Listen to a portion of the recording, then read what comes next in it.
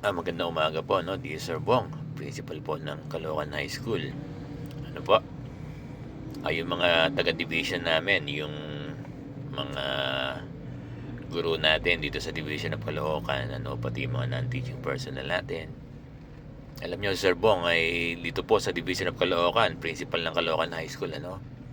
So, tinatanong ng mga guro namin dito sa division, kailan daw yung second tranche ng SRI namin. Alam nyo, in fairness sa ating division office, di ba? Yung first tranche ng SRI, talagang ready tayo. In fact, nakumpleto natin yung 14,500, ano, na directive ng DepEd memo, no, ni Secretary Angara. Isa tayo sa nakakomply ang division natin nung 14,000 kasi 10,000 yung first tranche, di ba? Ang pinabibigay sa first tranche ay 10,000 up to 14,500.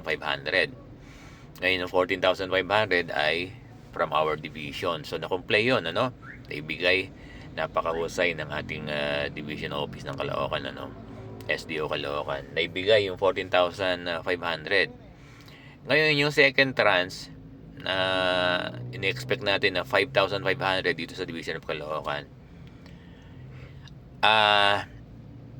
Hindi pa nada-download. O kasi kausap ko naman yung ating accountant diyan sa division.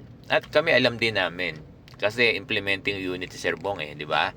Kaya alam namin na hindi pa rin nada-download yung second tranche. Alam niyo kung na-download yan, di ba? Inaabangan ko nung kailan ba 'yon?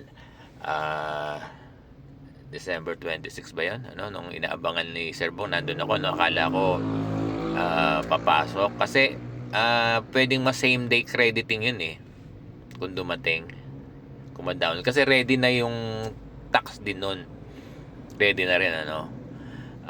Kaya kung darating yung kaya wala pa tayong second tranche, hindi pa nada-download talaga. Alam ko yan kasi implementing unit kami, diba, dito sa Division of Caloocan. Pero kung na-download yan, sabay-sabaw tayo, no? Sabay-sabay tayo magkakaroon. Kasi ang division office natin sa Caloocan, napakabilis din. Oo. Kaya kami sa Caloocan High na implementing unit, hindi lang kami, yung iba ding implementing unit dito sa Caloocan, talagang ayaw din namin magpahuli sa division natin kasi mabilis sila. Kaya sumasabay kami, oo.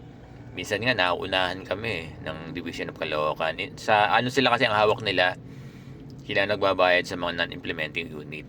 Oo. So si Sir Bong, sarili namin yung budget. Yung school namin na nagbabayad sa mga benepisyo, salary ng ating guro. So alam namin. So kaya wala pa tayo kasi talagang wala pang downloaded.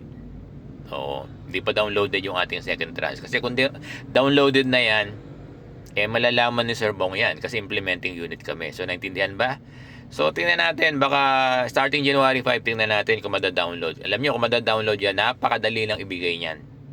Ha? Napakadali lang ibigay. Yan ang kagandahan sa division natin sa Caloocan, ano?